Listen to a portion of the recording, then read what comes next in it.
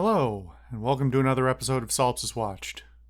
I'm your host, the Social Solipsist, and this week I watched Colossus, the Forbin project from 1970. Now, this is a movie that I can't remember where I originally heard about it, because it is not a movie that many people have heard of or seen. And in fact, up until like 2018, I think, it was relatively hard to watch because it had gotten no real re-releases. As far as I can tell, and there is minimal documentation about this film, it was kind of a box office flop.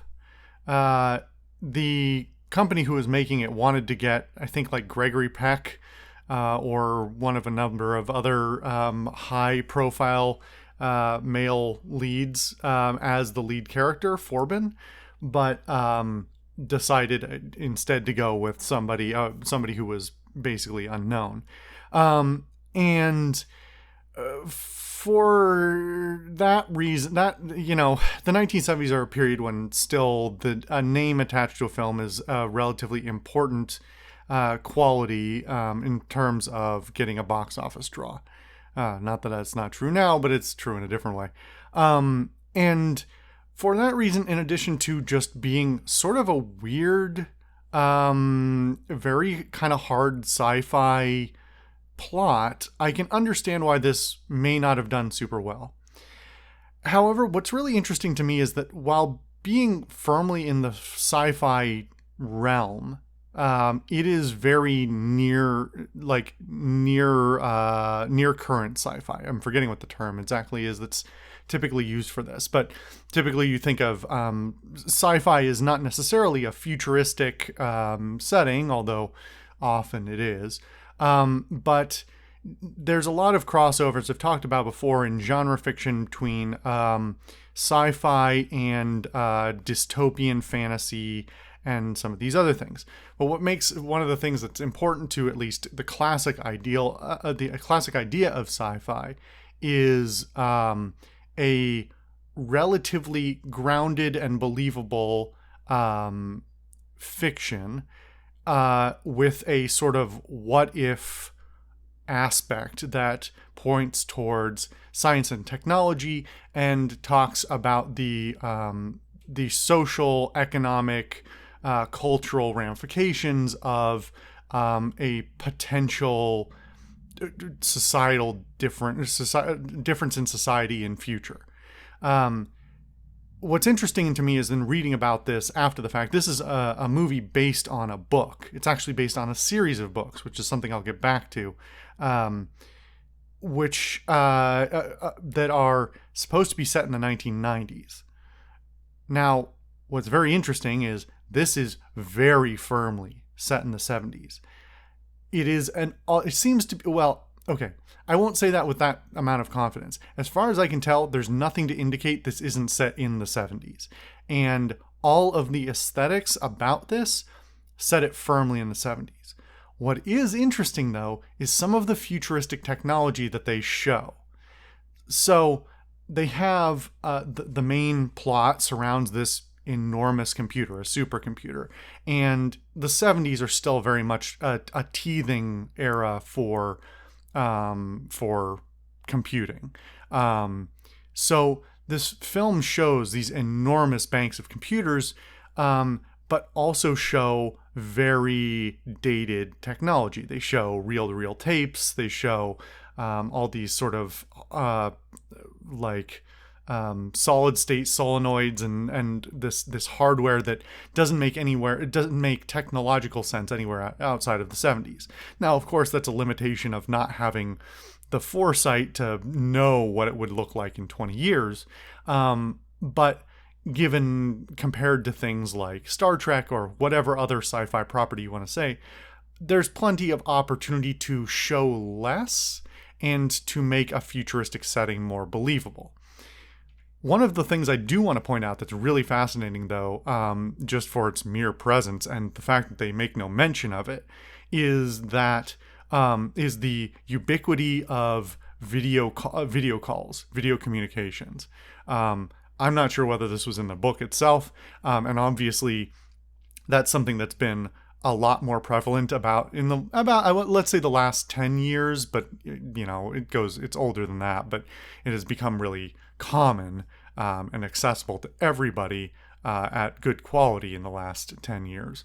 And in many scenes, video calls are used in a very like old-timey kind of ideal of them. It's a CRT with like a camera strapped to the top of it, but I appreciate, among many other things that are really done really well in the set design and the props, is these it's totally normal that like every person's desk has this computer monitor with a shroud over it with a little bump that indicates that there's a camera in there, and everybody just sort of takes video calls and calls video calls in with no mention of it. Now, like, this is not unique to this movie. Obviously, one of the most famous sci-fi movies of all time, 2001: A Space Odyssey, has video calls as kind of a key element of setting and plot.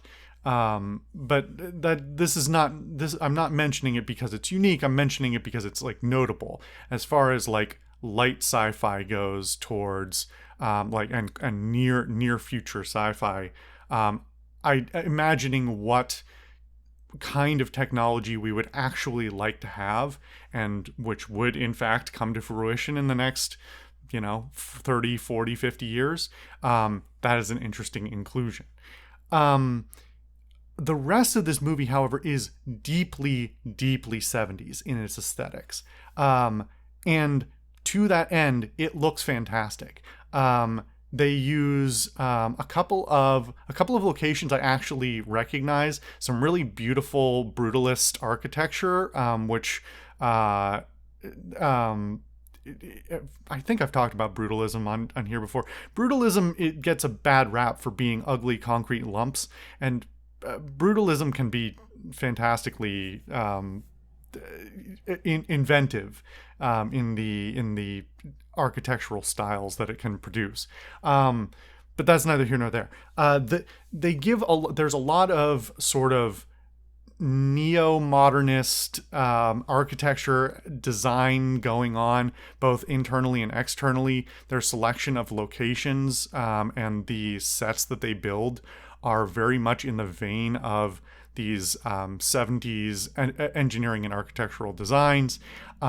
And of course, to go along with that, there's a lot of like sort of 70s, there's some like influence of like 70s hippie and yuppie stuff, like these sort of open concept rooms and things with drapes and like the way that windows are set in these buildings and all these other things is really fascinating just to study from a visual design perspective, because it is deeply ingrained in like a late 60s to early 70s design era. The same goes for all of the costumes. Costumes are fantastic. They are very grounded in the reality of the 70s. And a lot of it is just sort of like suits and things, and some of the modernization that was going on in men's suits, and some of the modernization that was going on in women's professional clothing. And it's also interesting to see that this is a relatively, I'm going to say big air quotes, relatively diverse cast, including men and women of multiple races. And for 1970, that's still a little bit notable, that this is not only a setting where those people are present and they are all treated with like respect and recognized as talented professionals in the field in which they're working, and have like a camaraderie between them that seems to not be super hierarchical. For that time, that's kind of unusual compared to some of the other movies we've watched about from the 70s, and the race dynamics and the sex or the gender dynamics that are in those films. And in that respect, this is kind of fascinating, not because it makes an overt effort to point any of that out, but because it doesn't. And in inclusion without mention, it's a very normalizing effect over the entire setting. that does sort of again lean towards it being a more futuristic thing than set directly in the 70s, but that's neither here nor there. The directorship of this, I didn't realize until I was ramping up for this recording, is done by it's directed by Joseph Sargent, who we saw not too long ago having directed The Taking of Pelham 123. That this is a pretty different film in terms of its cinematography, but both are very good in the cinematography that they have going for them. This is a lot more of planted camera, a lot more like wide shots and panning, and but the talents, the directorial talents, and the cinematography that allows for camera work that lets you focus on certain parts of the frame without having to like swing the camera around dramatically just to say, look here now, is notable in both films. I don't think even if I had known, I would necessarily have connected anything based on the visual stylings, but both have very good cinematography throughout. So I find this movie really fascinating because of where it sits in terms of both sci-fi and the 70s as an era for cinema. I've talked recently and multiple times before about how the 70s are a bit of a blind spot for me, both in terms of having a real understanding of American society at the time. I wasn't there. But also in terms of being a blind spot as far as society and culture and politics and whatnot of the time. It's not an era that gets covered super well by a lot of our public education.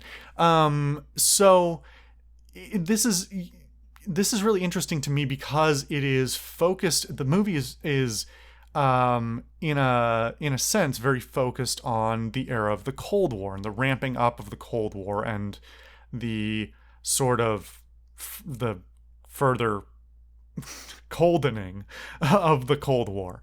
An era where there is a further deepening of the stratification between the USSR and the United States, and more and more things like proxy wars and scientific and technological development is being dedicated towards besting their opponents. And so, again, this is not unique to this film, but this film has a unique take on the idea of nuclear armament and technological development. And of course, I'm going to have to compare this to things like Dr. Strangelove, which is probably the best film ever made about the Cold War, in my opinion. And it just can't be compared. Of course, it's apples and oranges. But also, I mean, Dr. Strangelove is incredible. Go watch it. So what's really interesting is this is very focused on a very grounded idea of how do we make nuclear armament as safe as possible? Because nobody's going to take a step back. So how do you take the safety of nuclear arms and try and take it out of take the human element out of it, take emotion out of it, take only the technical idea of it, and turn the dissuading effect, the mutually assured destruction, and ensure that is what it is, that it is only a defensive effect, that it is not used in an act of anger or aggression or whatever else. And as far as movies that talk about the idea of AI and computing and what an AI gone rogue looks like, this is not necessarily a unique take, but a very interesting one. because and it is a little bit dated because by virtue of the fact that like it's imagining a future technology. Now we're in a particular era right now where the quote unquote big fucking air quotes AI is coming into the mainstream very very highly, and uh, I'm not going to get started on all of the problems with the current discussions around AI, but even now, we're nowhere near like anything that remotely resembles actual intelligence. And when you, in a lot of these sort of sci-fi settings, you typically have, as with this movie, a setting where a an un there's a belief that the the technological future will save us without the obvious and very necessary steps taken to defend against failure or defend against mistakes, because ultimately, as is a discussion that needs to be had about quote unquote modern AI is still programmed by humans. It is still human created, and whatever heuristic methods it uses to develop itself or any perceived intelligence is grown out of a self, an internal development that is driven by humans and is driven by human ideas. This movie doesn't touch on that so much, but what is interesting, and I'm going to compare it to the book here, just having read the summary on Wikipedia, is that at the very beginning of this movie, they talk about, or they sort of hand everything over. They hand the nuclear arms over to Colossus with barely any question. Everybody seems to be very excited and on board with this, and everybody's like, yeah, we've made it completely impenetrable. Nobody can get in. It can't be sabotaged, and we have no way of. The implicit part being, we have no way of fixing this if anything goes wrong. And that's interesting because, according to Wikipedia, in the book, from the very beginning, Forbin himself is skeptical of handing it over completely. It's not an assistive thing, as it is in a number of other things like war games, other movies. I'm saying, where it's assistive, but it has maybe gotten out of control. This is nope. We just handed it over without any thought whatsoever, compared to the book where there are some hangups. And the fact of its secrecy is also, sort of more of an indictment of the political structures and the political beliefs of the time, that somehow these complex things could be solved with technology. Now, this becomes even more pertinent during the Star Wars of the 1980s. I mean, the political Star Wars, not the movies. But it seems to me that this movie has missed out on some of the things that some of the subtleties that are present in the book. I think I'm going to talk about the other books for just a second here. What's fascinating to me as well is to find out that this is a trilogy of books. Now, this is the only movie that they ever made, and as far as I'm aware, they had no intention of making any sequel movies either. The second and third books are hard sci-fi, well into the future, where there is like okay, I'm gonna spoil the end of the movie right now, because it's. Let's talk about the end of the. I'm not going to spoil the end of the movie just yet, but I am going to talk about the end of the movie. We're getting there. Tune out if you want to, but the movie's pretty good, is what I'm saying. The end of the movie is a problem because the end of the movie shows all the problems with the rest of the movie and the structure of the movie, and how some of its lack of tonal focus and its over-focusing on certain elements of the plot that have been boosted compared to their presence in the book, things like this romantic subplot, have taken away from the impact of the ending, because it is very common for sci-fi to sort of shirk the normal duties of a typical plot when it comes to a typical literary plot.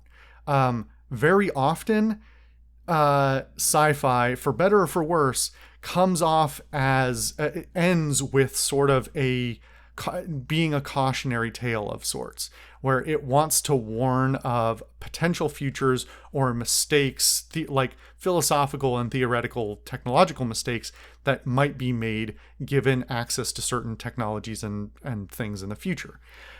And that works great in a lot of cases, but it does feel weird if you're not expecting it.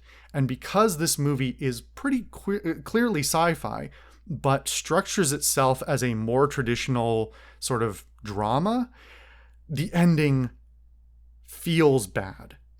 The end of the movie, and I'm going to spoil it here because I want to also talk about these subsequent books, and we're close to the end of this video anyway, is the end of the movie is that Colossus wins.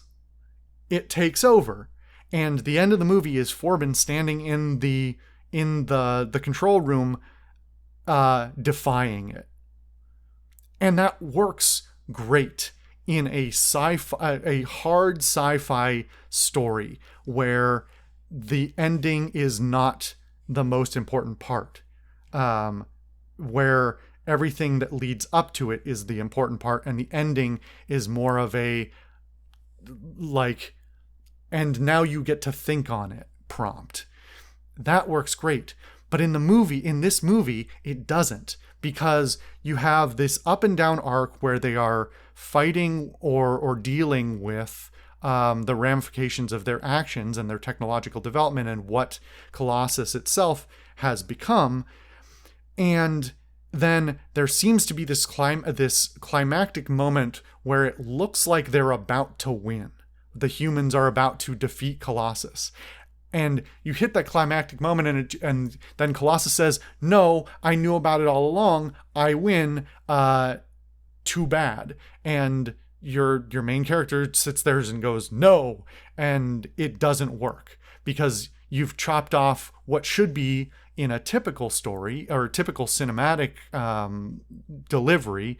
There should be 20 to 30 more minutes of story after that where you get the final confrontation and then the humans win, presumably, or some version of that. And that doesn't happen, and therefore it falls kind of flat.